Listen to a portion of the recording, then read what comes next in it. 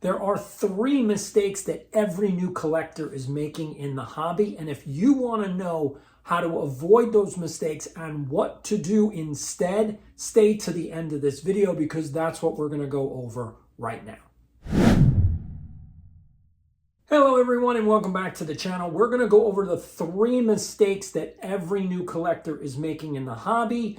And so before we get into that, let's go over what a new collector really is. And that's somebody who's gotten into the hobby or gotten back into the hobby over the last 5 years.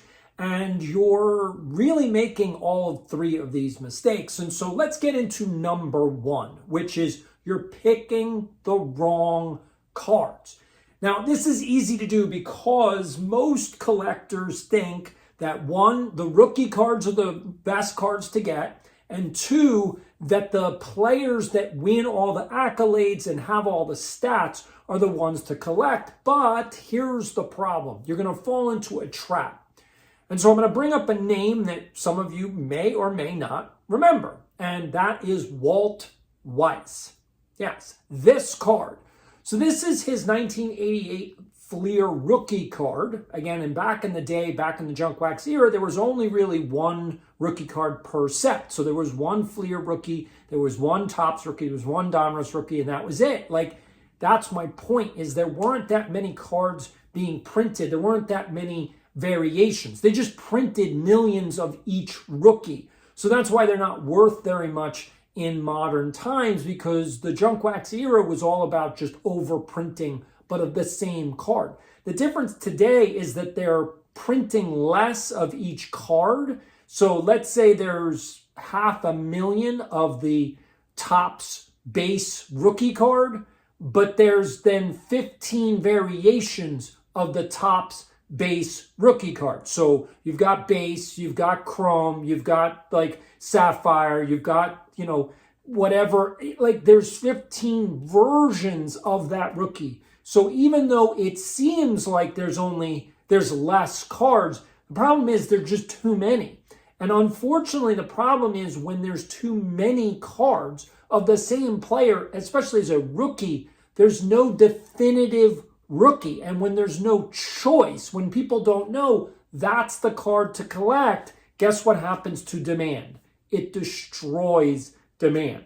So here's a couple other cards I want to show you from, again, junk wax and 70s. Here we go. So this is the Bill Madlock rookie along with Reggie Sanders. Again, these guys had really good Major League Baseball careers, but this card isn't worth that much. So if you collected it, not really doing much for you. Here is the Jim Abbott rookie. Now, this is the Topps traded rookie. Again, Jim Abbott, an unbelievable major leaguer, also disabled, had one hand, okay? So one-handed pitcher, and he was incredible. I saw him in spring training hitting baseballs out of the park. Like, he could actually hit homers. That's how good of an athlete he was.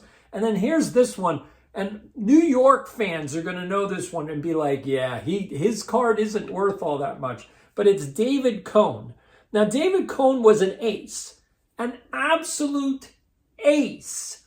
Problem is, his card's not worth anything. So that's my point, is that you're picking the wrong cards. You think that the player with the most stats, with the accolades, that's the one that's going to be worth much. And so here's my point. Nick Kurtz. Nick Kurtz just won the Rookie of the Year. Okay, he's an A. Again, Walt Weiss was a Rookie of the Year with the A's. Is Nick Kurtz's card going to be worth more in the future? Probably not. And the reason is because unless Nick Kurtz can somehow generate a career that lasts for 20 years, he's just not going to have the stats. And we see that problem with Mike Trout, although Mike Trout is a much better player than Nick Kurtz. But Mike Trout's career is basically stalled. He's not going anywhere. Now, yes, he has won 3 MVPs. Well, that makes him a significant player in Major League Baseball history. But he doesn't have 400 homers. Like, I'm just saying, like, when you look at Hall of Fame numbers, and again, I know that the voting for the Hall of Fame is completely screwed up. Anybody can get in. It doesn't matter. They have no rules. It's all about politics. And so Mike Trout will probably make the Hall of Fame. But what is his rookie card going to be worth?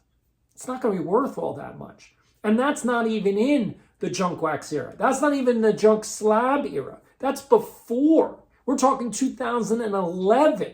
So what's wrong with Mike Trout's rookie since he's not in the overprinting problem?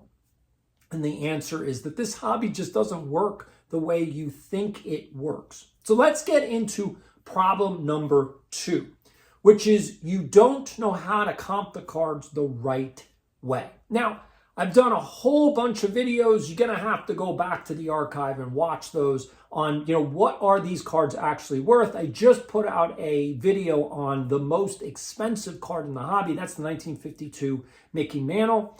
And so here's the piece that you really need to understand about comping cards. It's not just about the last 3 sales. I see so many people, especially new collectors, doing this. They think, oh, the card is worth this because they checked the last 3 sales and now they're like, whoa, I know how much it's worth. No, you don't. All you know is that's what the last 3 people bought it for. And here's the bigger piece. If it wasn't on auction, well, you got a little bit of a problem now. And the reason is because the auctions actually tell you the demand. How many people were bidding on that card? That's the reason why auctions are good for figuring out comps. Because if you're in an auction, let's say it's on eBay, let's say it's on Golden, let's say it's on Heritage, if there's 2 people bidding on a card as opposed to 10 people bidding on a card, well, that's a big difference. Like if 10 people are bidding on a card, that's good news for you because that means there's a lot more demand for that card. And that's the kind of card that you want to be looking at. You want to be looking at cards that have high demand. So right now, we already know who those players are. In baseball, that's Shohei Ohtani. Demand through the roof. Absolutely. I can't off the top of my head think of another player that's even in his stratosphere. But in basketball, unfortunately, there's no real modern player that has that. Maybe Cooper Flagg has got all the hype. Wembanyama, again, all the hype. But honestly, in basketball, it's all Michael Jordan all day, all the time.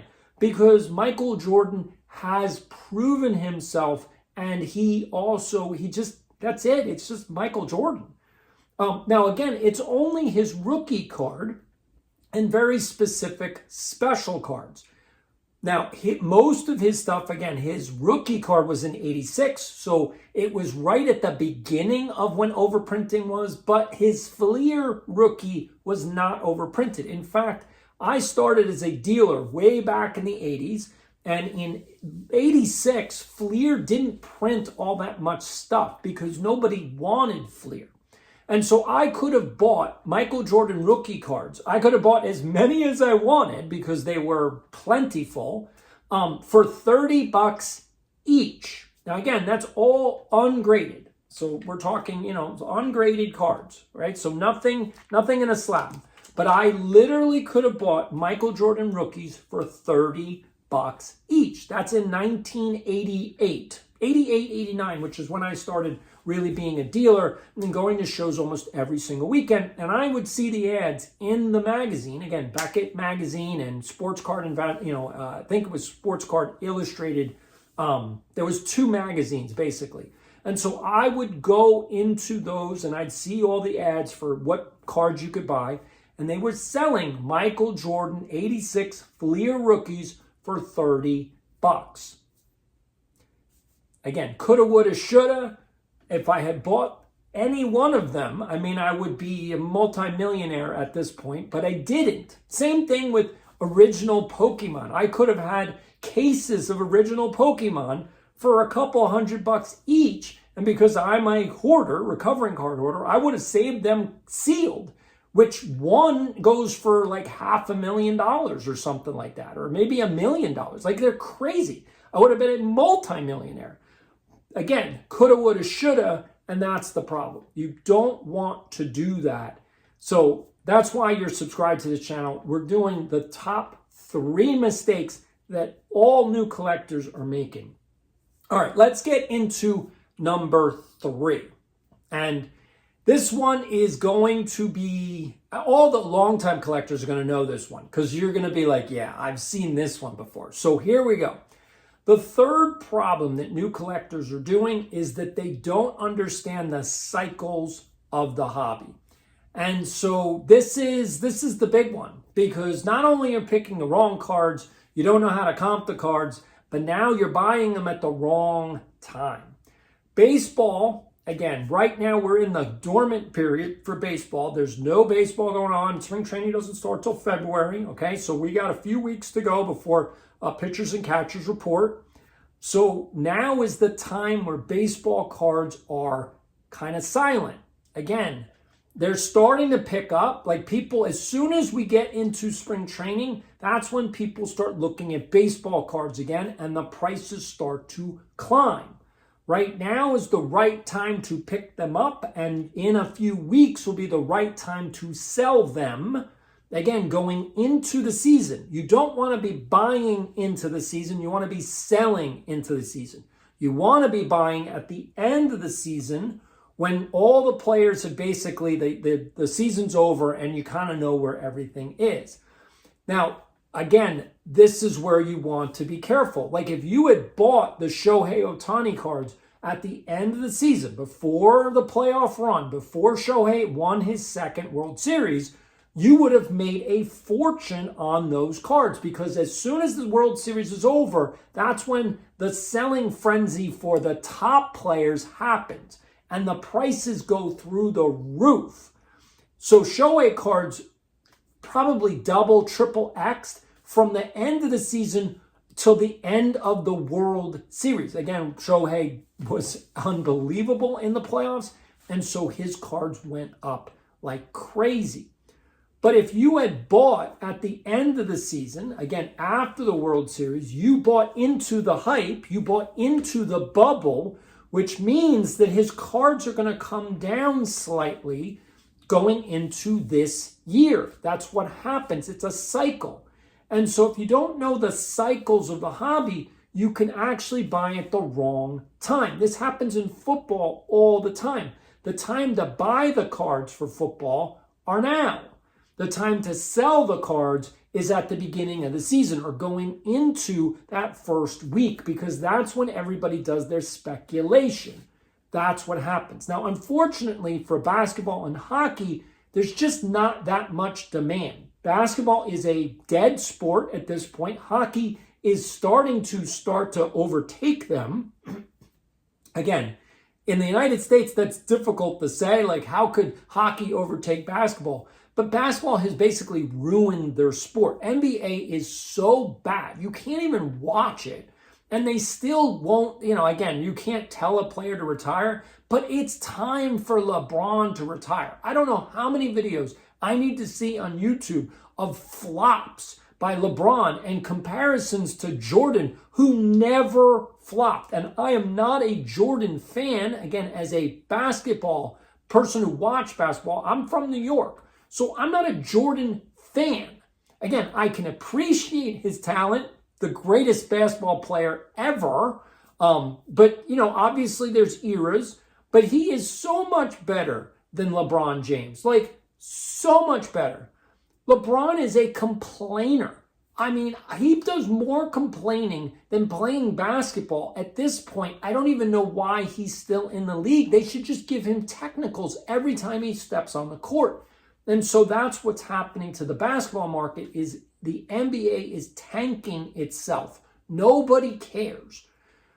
And obviously with what's going on with the WNBA, nobody cares about basketball either, because probably Caitlin Clark is not coming back. Like, she's going to retire from the WNBA because they don't even want her in their league.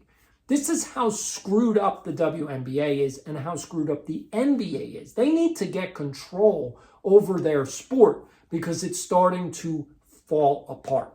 Now, Major League Baseball has the same problem going into 2027. I said that in the last video. There might be a work stoppage, which means if there's no baseball in 2027, all of your cards are going to come down in value. And the reason why is because everybody's going to go, that's a year off all of their stats. So all of these guys that are on projection, again, on projection to go to the Hall of Fame, you're taking out an entire year's worth of stats. And so that actually hurt Don Mattingly.